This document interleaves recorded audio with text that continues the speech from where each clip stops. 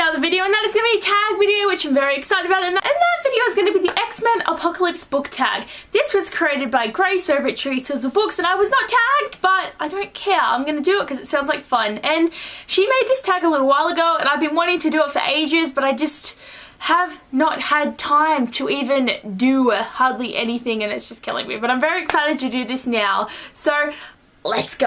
Number 1 is Mystique, a female lead who was a strong but flawed character. I'm gonna say Feyre from A Court of Mist and Fury by Sarah J. Maas. In the first one, she is sort of just like, you know, she's more like, she is strong and flawed in the first one, but I definitely feel it a lot more in this one with her post-traumatic stress, her having to discover what she really wants in life and how she wants to live her life, and also there's some powers that she might come to possess that makes her like a lot stronger in this book. So she's definitely strong, very strong, like she can kick some major butt, but she's definitely got some flaws in her that she really has to confront in this book, so definitely would pick Feyre to be my Mystique. Number 2 is Xavier, a character who is a good mentor or instructor. I'm going to say Gabriel from The Shadow Queen by C.J. Redwood. He's such a good father figure to Leo and Lorelai, but he definitely is a good mentor. He teaches them how to fight, how to be quick, how to get out of situations, and basically how to survive. And that's what you want in your mentor, to help you so that you can further on your life and not die. So yes, definitely pick him. Number 3 is Quicksilver. Name a fast-paced book that you've read in one sitting. I'm going to say The Distance Between Us by Casey West.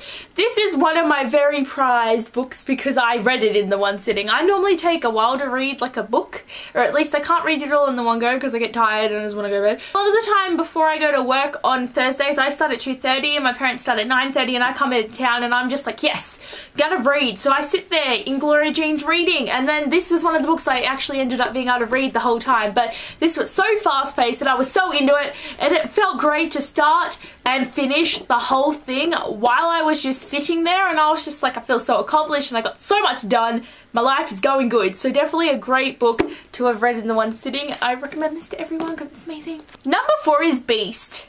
A beast of a book that you were intimidated by before reading it. I'm actually going to pick The Book Thief by Marcus Cusack. I had to read this for school, so this was one of my English texts that I had to read, and when I first got it, I was just like, oh my god, like the writing is so small, the story content is very hard to read, and it's very sad, but I was so intimidated by it. But it really did push me to read this book because I had to actually read it, or I would fail my class. And I was one of the like top 5 kids who actually read the whole book, because people are stupid and think they can just watch a movie now to be able to do their assignments. But this was such a good book and I'm so glad I read it, but just the size of it and the fact that I had to read it really quickly for school intimidated the heck out of me. Number 5 is Nightcrawler. Your favourite character that is a creature of the night. I'm going to pick Adrian from the Bloodline series by Rochelle Mead. Even though he is in the Vampire Academy series, I just love him in his own freaking spin-off series. He is great, and he's a vampire, so he's a creature of the freaking night. I think I just ripped my book. It's okay. I loved him. He's just a great person, great character. He's so funny. So many characters are like this, like they have that sense to them, like they're assholes, but they're good to their girlfriends, but they're assholes, so it's like, I don't even know what I'm talking about right now, but I just love him so much. I can't even talk when I'm talking about Adrian. Number 6 is Havoc. Name an underrated character who is powerful but deserves more attention. I'm going to say Flea from the Touch of Power series by Marie V. Schneider.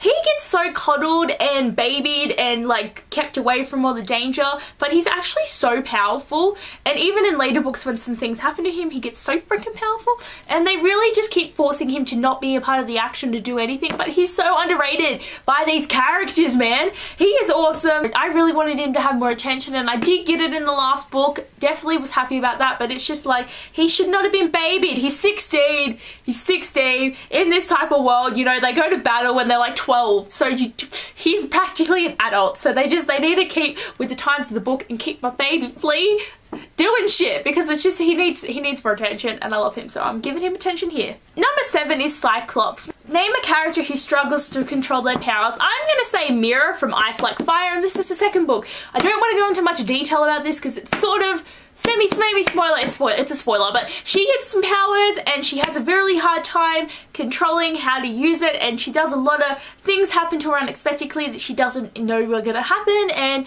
she just has a bit of trouble trying to maintain herself using these powers. But you will definitely understand if you've read the first book and then carry on to the second, but she definitely has some control issues, and they haven't been like, I feel like they're still going to be getting like, she's still going to be having these issues in book 3, so I'm excited though, but definitely she got some issues. Number 8 is Jean Grey. Name a character who had a traumatic incident happen in their past. I'm gonna say Solander from Throne of Glass, and that is all I'm gonna say, because you can't know. This traumatic experience is the freaking epiphany of the whole series that leads to what the hell is going on in Queen of Shadows, and probably what's gonna happen in Emperor of Storms, but there's some really shitty stuff that happened in the past and shapes her to be the person that she is. So definitely picking Selena for this one. Question number 9 is the 4 Horsemen. I gotta read this one because this is a very long question. Name 4 villains to create your ultimate villain squad that could potentially take this world apart. Oh my god! Firstly, I would pick the Darkling from Shadow and Bone by Leigh Bardugo. He is a freaking prick, and I love him. He would be a great villain. He's got that dark, mystical powers that would just freaking end you and you die. You could get killed with just him as your villain, so definitely picking him. And then I would pick Sebastian from the Mortal Instruments series by Cassandra Clare, because he's got, you know, those powers, the demon powers happening. He could get an army of the freaking people. Him and the Darkling would be good friends, because they both could get that army happening with the Gracious or the freaking demons and everything. He would freaking kill everyone. Oh my god, why am I making this squad? It's so bad. And I'd pick Aiden from Illuminate by Amy Kaufman and Jay Kristoff, because he's a computer and he'd be able to go into the system and wreck everything and like make it so people don't have power, the guns don't work. He would be able to like make machine guns go off. He'd be able to get in where no one would be able to go, so he'd definitely have those like back path ways of getting to hurt the people, and I don't even like you, but I'm picking you for my thing. Then I'd pick Irina from The Shadow Queen by Sidro Redwin. She's got some pretty cool magical powers, and you know, she'd be killing a lot of people, drawing power off them, and she's an evil queen, and she's got that mirror that she can watch everyone, but she's got some cool powers, and she'd be in to kill everyone, so definitely she'd be the 4th pick for me. Number 10 is Apocalypse. Name a series final that you're dreading. Do I even have to say that this series final is going to kill me? Even though it's not going to be until this time next year, even further, more than a year away, I'm not okay. Empire of Storms comes out in 20 days or something. Oh my god. But that is coming out really, really soon, and oh my god, I'm just kind of dying because this is going to end badly no matter what happens. Even if they win or they lose, so many people are gonna die, and I'm not ready. I can't. I can't. I don't even know. I just don't read it and then I won't know. Number 11 is Wolverine. A side character who always seems to steal the show. I'm going to say Kenji from the Shadow Me series by Tiro Mafe. He is the best side character. He's so funny, and every time he comes into the book, he instantly takes a light to himself and gets it off Juliet and Warner and Adam.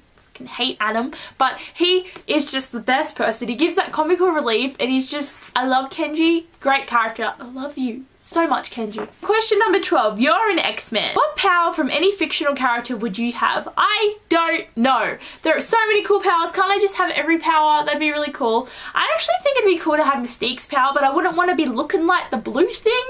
I'd like to just look like me, but it'd be cool to be able to change into other people, or maybe to like be able to time travel. Time travel would be pretty cool. I don't know.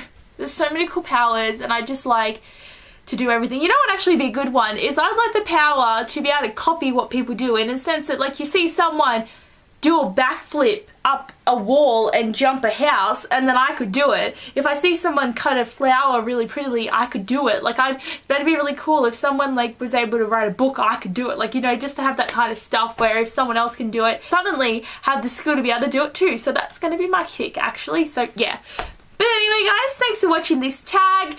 I hope you'd enjoyed, and if anyone wants to do this tag, because it's pretty fun, I tag you in it. Whoever wants to do it, you can say you were tagged by me, because I can't think of anyone off the top of my head right now. But anyway, guys, thanks for watching, and I'll see you soon. Bye!